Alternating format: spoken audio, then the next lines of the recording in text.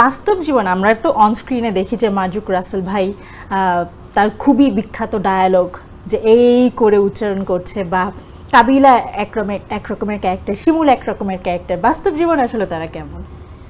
সবাই একই রকম, এরকমই, কিন্তু কাবিলা একটু চুপচাপ বাস্তব জীবনে। ওকে স্ক্রিনে যেরকম দেখা যায় না, আমি সবসময় বলি ওয়ান অ্যান্ড অনলি কাবিলা। যদি বলা হয় যে কাবিলাকে আমার পক্ষ থেকে যে কত পয়েন্ট দেবে 100-তে, আমি ওকে সবসময় 210 দিব, 220 দিব। কারণ কাবিলা অনেক বড় একটা ব্যাপার ব্যাচেলার পয়েন্টের জন্য, যদিও সবাই একটা করে পিলার। বাস্তব জীবনে মার্জুক ওমর তো সবাই জানে যে উনি কিরকম, যেহেতু উনি গীতিকার, আবার অভিনেতা এখন, আর উনি একটু গোছানো। উনি থাকাতে আমাদের জন্য আরো অনেক ভালো একটা বিষয় হয়েছে, কারণ আমরা দেখেন টাইমলি কিন্তু যেতে পারি। সেটা কিন্তু মার্জুক মামা আমাদেরকে সবসময় বলে। আমরা আগে শুটিং স্পটে যেতাম, ধরেন কল থাকতো 9টায়, 10:30, 11টা, 12টায় যেতাম। এটা আস্তে আস্তে সব চেঞ্জ করেছে মার্জুক মামা। যেমন 8টা মানে 8টায়, আমাদের এখন 8টায় কল টাইম থাকে, স্পট রিপোর্টিং ধরেন 8:30টায়, 9টার সময় আমাদেরকে ডাইনিং টেবিলে বসতে হয় ব্রেকফাস্ট করার জন্য। 9:30 থেকে 9:45 ম্যাক্সিমাম ব্রেকফাস্ট করবে, 10টার সময় এসে রেস্ট নিবে। এগুলো সব সিস্টেম করানো হয়েছে, মার্জুক এগুলো করে দিচ্ছে আমাদের। এটা অমিও বলছে যে না, এইভাবে আমাদের চলতে হবে। আমরা কিন্তু এখন আমাদের ধরেন এখন আরেকটা জিনিস কি, যখন সিন হয় তখন কিন্তু সবাই খাতা কলম নিয়ে বসে। আমি বসি না খালি খাতা কলম নিয়ে, সবাই খাতা কলম নিয়ে বসে।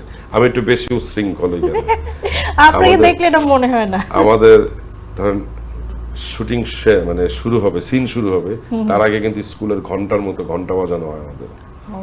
আমাদের একটা সিন হইলে একটা ঘন্টা হয়, যে একটা সিন হয়ে গেলে একটা ক্লাস যেরকম শেষ হলে বলে ওরকম একটা ঘন্টা হয়। আবার লাঞ্চ ব্রেকে কিন্তু ওরকম টাং টাং টাং টাং শব্দ করা হয়, যে লাঞ্চ ব্রেক। মানে আমরা সব একদম স্কুলিং ওরকম হচ্ছে আমাদের। বাহ, দারুণ দারুণ।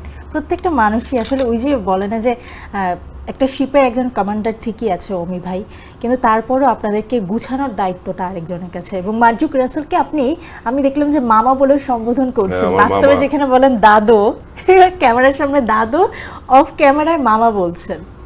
সম্পর্কে আমার মামা হয়। আচ্ছা, এই কারণে ওনাকে মামাই ডাকি।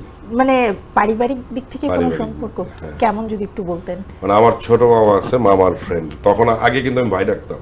আচ্ছা, পরে যখন জানতে পারছি এখন মামা, পরে যখন জানতে পারছি যে আমার মামার ফ্রেন্ড, তারপর থেকেই মামা ডাকি। আচ্ছা, দারুণ। আমরা কিন্তু এটা জানতাম না, ক্যামেরার সামনে যেখানে দাদু বলে সম্বোধন করেন। আর শিমুলের ক্যারেক্টার বা শিমুল সম্পর্কে একটু জানতে চাই।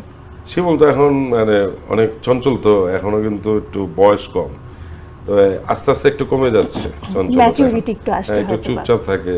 আগে কিন্তু খালি ছটফট করতো, মানে অন ক্যামেরা যেমন ছিল বাস্তবেও তেমন। আচ্ছা, আর আগে তো আমাদের চিফ এডি ছিল, তো এখন তো আর চিফ এডি নাই, এখন তো আর্টিস্ট পুরা দমে। এখন একটু রিজার্ভ হয়ে গেছে, চুপচাপ থাকে। এখন মানে ওকে আমি বলি সবসময় যে তুই একটু দূরে দূরে থাকস কেন, সবচেয়ে বেশি করে মার্জুক মামা, এই তুই আমার পাশে বস, এইভাবে না এইভাবে করবি। জি জি জি। আমাদের শুটিং বললাম না যে আমরা সারাদিনে 4টা সিন করি, বাকি কিন্তু সবকিছুই কিন্তু ব্রেন স্টর্মিং করা হয়, দুষ্টামি করা হয়, রিহার্সেল করা, সবকিছু মিলে কিন্তু আমাদের একটা সিনের জন্য প্রায় 3 ঘন্টা 3.5 ঘন্টা লেগে যায়। এই জন্যই আমরা ক্যামেরার সামনে এত নিখুঁত কাজ, নিখুঁত কিনা জানি না, আমরা চেষ্টা করতেছি নিখুঁত করার জন্য। এবং আমাদের বললাম তো যে কমান্ডার চেষ্টা করতেছে যে ভালো কিছু করার জন্য।